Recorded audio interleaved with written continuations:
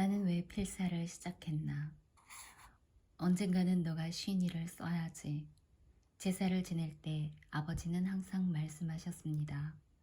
아주 어린 시절부터 쉰이를 써야 한다는 강박이 머릿속에 존재했죠. 제사 많은 집안의 장손이라면 누구라도 그런 감정을 느끼지 않을까요? 고조부님부터 자손이 없었던 백조부님까지 기제사의 명절, 차례, 목욕 재개하고 엎드려 지휘 쓰는 일은 중요한 의례였습니다. 아버지 옆에 무릎을 꿇고 붓글씨로 변변한 벼슬조차 하지 못한 할아버지들을 모셔 학생이라 쓸 때 이미 사람은 죽을 때까지 배워야 하는 존재가 아닐까 생각했습니다. 배운다는 건 결국 읽고 쓰는 것이 아니던가요?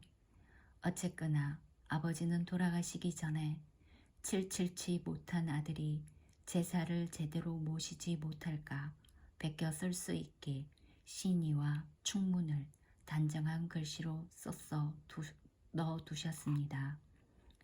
지금도 제사를 지낼 때 아버지가 써두신 신의를 꺼내 붓펜으로 그대로 옮깁니다.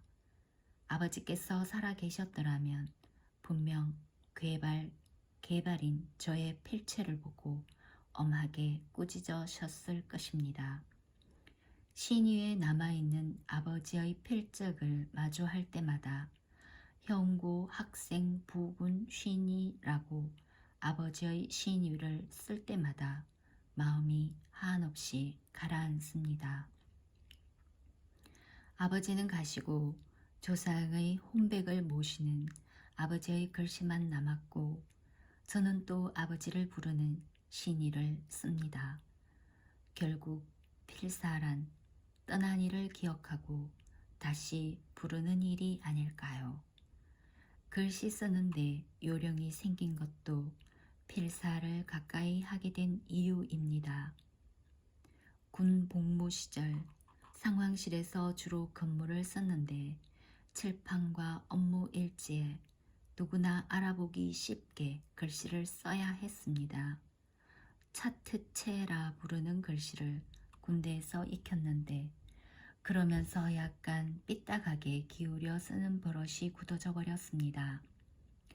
고시생이 2차 필기시험을 준비할 때 많이 연습한다는 백강체와 글씨가 비슷한 건 우연입니다. 남들이 봐도 알아보기 쉽고 빠르게 써야 하는 목적에 가장 최적화된 글씨가 아마 백강체인 듯한데 체본을 사서 연습하고 학원에 다니면서 익힌다는 그 글씨에 가깝게 쓰게 되는 건 행운이라고 해야 할까요? 하지만 필사하다 보면 항상 글씨에 대한 아쉬움이 느껴집니다. 글씨가 중요한 것은 아니라고 생각하면서도 욕심을 버리기 쉽지 않죠. 꾸준히 필사하면 자연스레 자신만의 글씨가 만들어지고 또 그 글씨를 응용할 수 있게 됩니다. 이 책의 말미에 글씨와 필제에 대하여 다시 이야기하겠지만 신용복 선생님은 감옥으로부터의 사색에서 이렇게 썼습니다. 대부분의 사람들은 글씨란 타고난 것이며 필제가 없는 사람은 아무리 노력해도 명필이 될 수 없다고 생각합니다. 그러나 저는 정반대의 생각을 가지고 있습니다.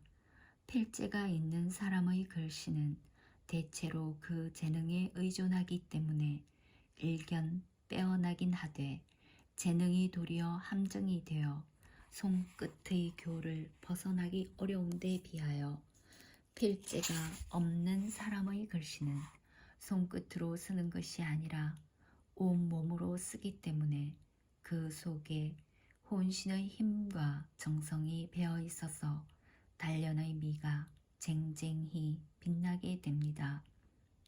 신용복 선생의 말씀을 믿습니다. 처음부터 필제가 있는 사람은 그 재주를 믿고 꾸준히 하기 어렵지 않을까요?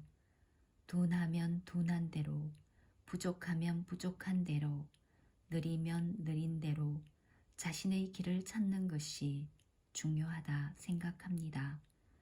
필사도 마찬가지입니다. 무엇인가 이루려고 필사를 하는 것이 아니니까요. 필사하면서 즐거움을 얻는다면 그것으로 충분합니다. 자신만의 글씨를 얻는 것은 덤이겠지요. 기억을 되새겨보면 필사를 습관처럼 하게 된 때에는 가족과 떨어져 직장 생활을 하던 20대 후반부터였습니다. 주머니 가벼운 월급쟁이 신세에 아내와 아이들과는 떨어져 있으니 시간을 보내는 취미로는 필사가 안성맞춤이었습니다.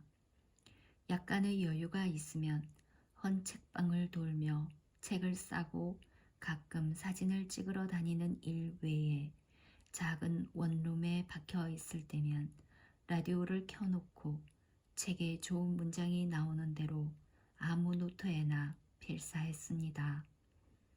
말이 좋아 필사지 실은 경제 여유가 없는 처지의 궁여지책이었습니다. 10평도 채 되지 않는 좁은 원룸에 책만 가득 쌓아놓고 아내와 아이들과 떨어져 사는 비로한 호라비가 즐길 수 있는 일은 그리 많지 않았습니다. 필사를 본격적으로 시작한 이유는 이처럼 현실적인 것이었죠.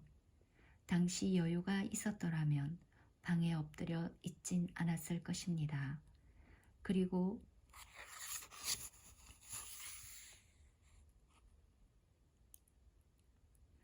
직장 생활이 대부분 다른 이의 글을 읽거나 취재 혹은 인터뷰하는 일이었던지라 메모는 일상이었습니다.